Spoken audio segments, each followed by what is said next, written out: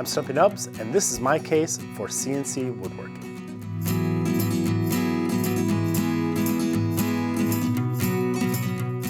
We produce all sorts of woodworking content for Stumpy Nubs Woodworking Journal, from 18th century hand tool work to high-tech computerized routing. There's something interesting for every type of woodworker in every issue. But whenever we do something with a CNC machine, we get a handful of comments from people who don't think it should be considered real woodworking. Really, I don't know who gets to decide what work with wood can be called actual woodworking and what can't, but I'm here to make the case for the CNC craftsman. I'm not going to give a speech. Instead, I'm going to build this project.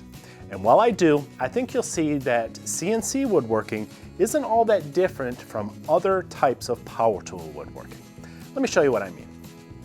Like any woodworking project, a CNC project begins with the design phase. And here's where some traditionalists take exception. How can you call it woodworking if you spend time sitting in front of a computer using some fancy software like the Vectric V-Carve I'm using to lay out this project? But the thing is, I know of very few woodworkers who don't sketch out their ideas before they begin cutting wood. Nowadays, many woodworkers use digital modeling software like SketchUp, and I don't hear anyone complaining that that's somehow cheating, and they shouldn't. Because the only difference between laying out a project with a pencil and paper and doing it with a mouse and keyboard is speed and accuracy. The design still has to come from your mind, and it takes just as much skill to translate that design into a workable plan, no matter how you choose to do it. After the design phase, the next step in a CNC project is also the same as with any other type of woodworking. You have to select your stock. You may be using high-tech tools, but you're still working with wood. You have to know what type of wood to use, how your cutters are going to react with the grain, and how to lay out each part on your stock so the final project will be pleasing to the eye. You also have to flatten and square your stock with a jointer or a planer, just as you would with a traditional woodworking project. You can't throw a twisted 2x4 in a CNC machine and expect some magical robot to turn it into a credenza, no matter what the traditionalists say. The third step in a CNC project is also the same as with any other sort of power tool woodworking, rough dimensioning on the table saw.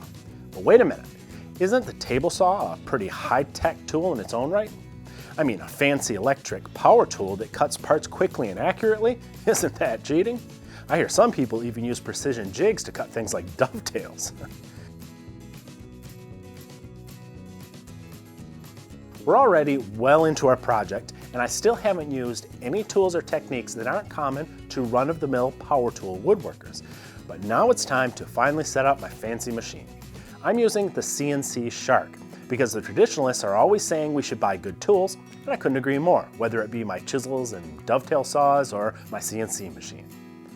After my work pieces are secure, I have to tell the machine what to do. A CNC is essentially an upside-down router table. It won't cut your parts accurately unless you position them properly in relation to the bit. On a router table, you would do that by manually moving your fence and adjusting your router's height. On a CNC, you do it with your mouse instead of your hands. Now I know this isn't a perfect comparison. On a router table, you do have to manually push the workpiece through the cut, make adjustments for the next cut, and so on. With the CNC machine, you make all of those adjustments for the various cuts on the whole project at the same time when you set it up in the software.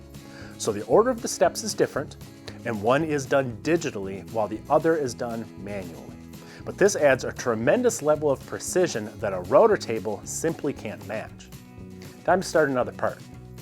That's right, most CNC machines do require you to interact with it throughout the project. You can't just set it and forget it, as some people would have you believe. Different parts of the project will require different tooling, different layouts, different steps. But I will admit, you can do a lot of cool stuff with the CNC that would be impossible to do with any other power tool. I mean, try engraving a pattern like this with a hand-operated router. Now, some say that decorative carving with the CNC is one thing, but cutting out your parts is a step too far. I mean, look at this. It's like putting together a plastic airplane model. And I would agree with you, except for the fact that these parts don't come to you in a box with a tube of glue. These parts still had to be designed.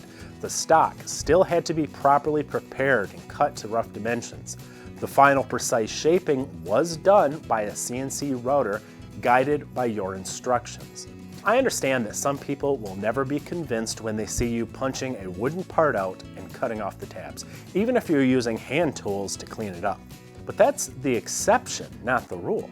Most small shop CNC woodworkers cut their project parts with a table saw and use the CNC for the detailed work that can't be accomplished in any other way. And that's what brings us to our next step, assembly. Believe it or not, you can't just tell a CNC machine to make you a table and come back in an hour with a knife and fork ready to eat dinner off it. A typical CNC only does the final cutting and milling. The rest is still up to you. You still have to glue and clamp, you still have to sand. Granted, fitting and fiddling with your components is kept to a minimum because you won't be making the same errors when you cut your parts with a CNC as opposed to using other power tools. But exactly what level of error must a person endure before he can call himself a woodworker? I don't know. It just seems to me that a CNC isn't that different from many other power tools. I mean, it is different in that they are ultra precise and they can do things that no other tools can. But I would bet my stash of walnut that Duncan Fife would say the same thing about your table saw. I mean, here you have a powerful machine that will cut precise dimensions with little care for the type of material or the direction of the grain. Slap a stack of blades in it and you can cut perfect dados and rabbets in a single pass. The cheeks and shoulders of tenons can be cut straight and square without the years of practice that a skilled hand tool woodworker brings to the same task. We tune our table saws with dials and gauges to the thousandth of an inch, and we use high-tech jigs and attachments that require a little more than a person to hold the wood in place while it passes through the blade. Throw in our power jointers and our planers and our routers and our band saws, and an old-timey woodworker wouldn't even recognize a power tool workshop of today. The point is, technology changed woodworking the first time some guy sharpened a rock before he threw it at a tree. And newfangled contraptions have been adding precision and ease to the craft throughout its history. If we're going to start rejecting precision tools, we're going to have to grab our pitchforks and march against pretty much all the modern manufacturers.